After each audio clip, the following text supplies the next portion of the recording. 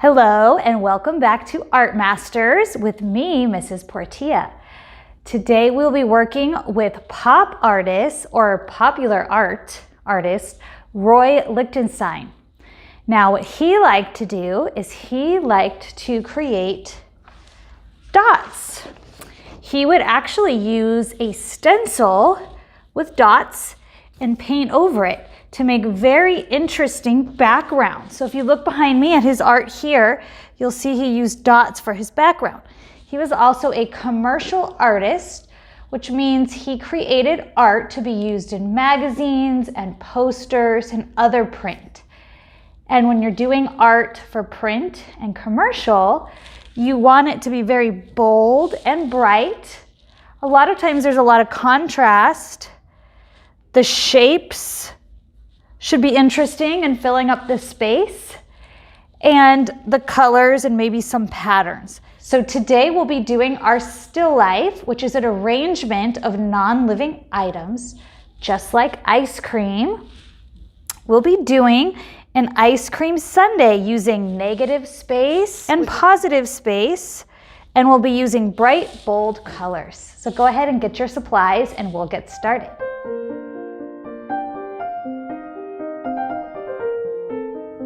So now we're ready to get started on our still life ice cream sundae.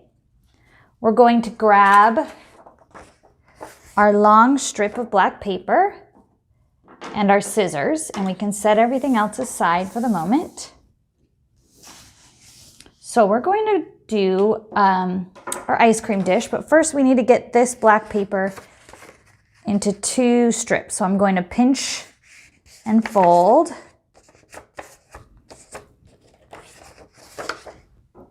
Then we're going to cut in half with our scissors.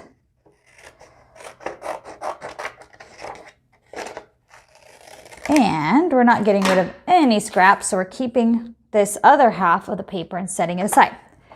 So now we're going to cut out our dish. So we're going to take our 1/2 of our paper, and we're going to fold this. So like I said, I like to pinch and then I pinch again to make a nice fold. So now we're going to keep this folded and we're going to cut out our ice cream dish. This is something that your ice cream would go in. So we're going to keep it symmetrical, and the way we do that is we have it folded so it'll be even on both sides. I'm sure you guys have done this before. So for our ice cream dish, we're going to make it kind of like it's on a little pedestal dish, very pretty. So we're going to start at our corner here, and I'm going to cut in like that.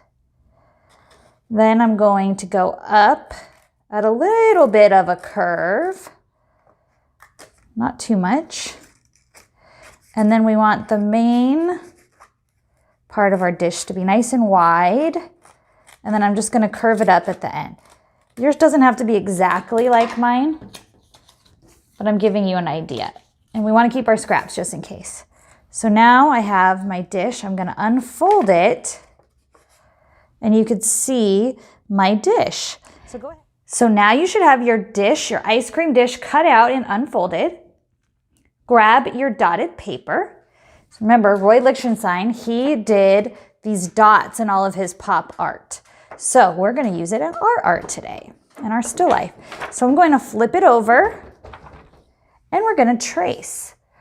So you're going to place your dish on your paper, and we're going to trace it, but we're actually going to leave like 1/4 of an inch to 1/2 an inch around our space. So watch me so it makes sense.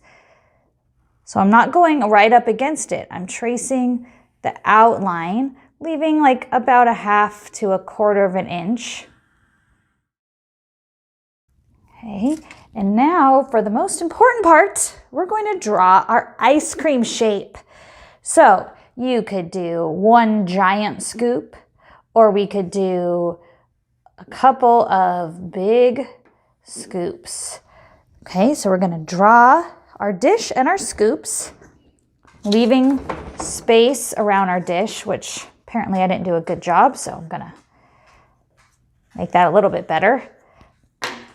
Okay, and then once we have our ice cream drawn, so keep watching and then we'll do it when I'm done. I'm gonna cut this out, but I'm just gonna cut out this outline all the way around the edge. So we end up with one big shape. So I'm gonna grab my scissors. I'm just gonna cut around the outline.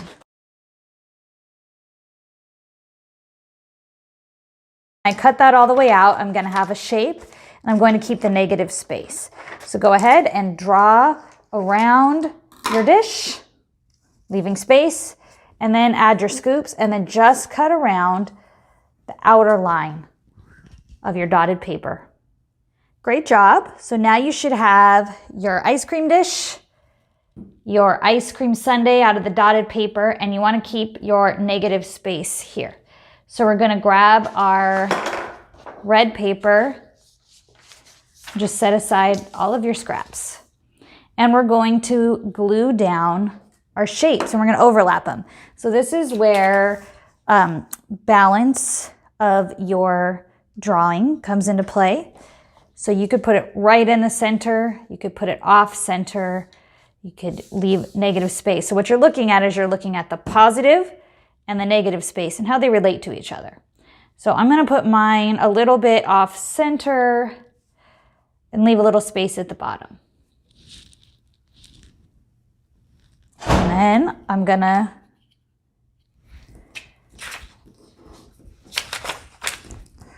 glue it down. Okay, push that down. Now I'm going to overlap my dish. So I could put it right in the center. I could put it a little off center, whatever you like. Glue it down however you like it. And then we're going to take that extra black paper that we had and maybe even some of those black scraps, and I'm going to add some fun details. So what does every ice cream need? It needs a cherry. So I'm going to cut some large cherry shape circles, and we're going to do black, and that'll have a nice contrast against the red. And then I might do, ooh, what about some hot fudge? Yeah, I'm just going to do some swirling shapes. That'll be some hot fudge. And then I may need a spoon. So we're just simplifying shapes. So a spoon usually has a round bottom with a long stick, a round top, and a round bottom. So simplified big shapes. That'll be my spoon. So we're going to go ahead and glue down your dotted paper, lay your black dish on top, and then you're going to cut out some designs like a spoon or a cherry, hot fudge, sprinkles, big shapes, and then overlap them. Glue them down and then come back to me. Next thing you're going to do is we're going to cut around our shape, but we're going to leave about a 1/2 inch to a 1/4 inch of red. So we're going to add another outline.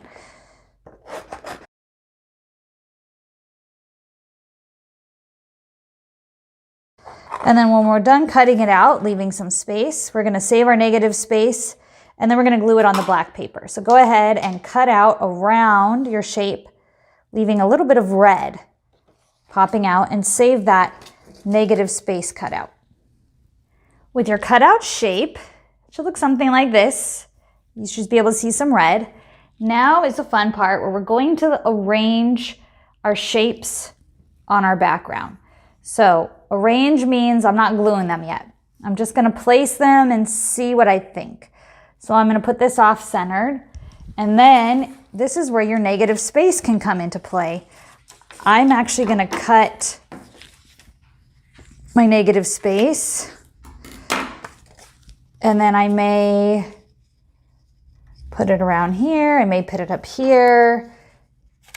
You could cut it to make it interesting. Right now I'm just arranging. I'm even gonna take my dotted paper negative space from earlier.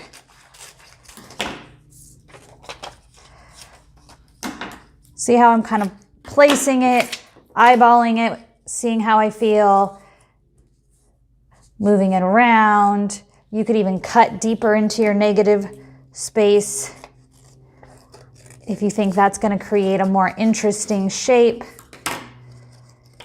Keep the scrap. So what I want you to do is grab all your negative space scraps from your cutouts, and now we're going to start laying out our design, and then when we're happy with it, we could glue it down.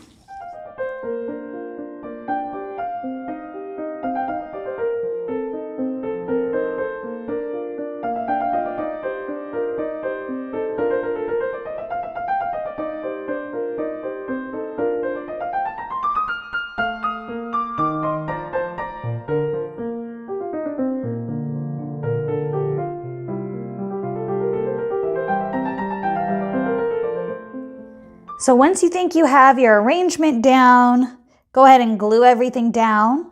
You'll see I added some more details. I added some red highlights to add contrast. I added another shape of dots here to add balance. And one trick you can use to check the balance of your drawing, I know you guys love turning things upside down. We can turn it upside down.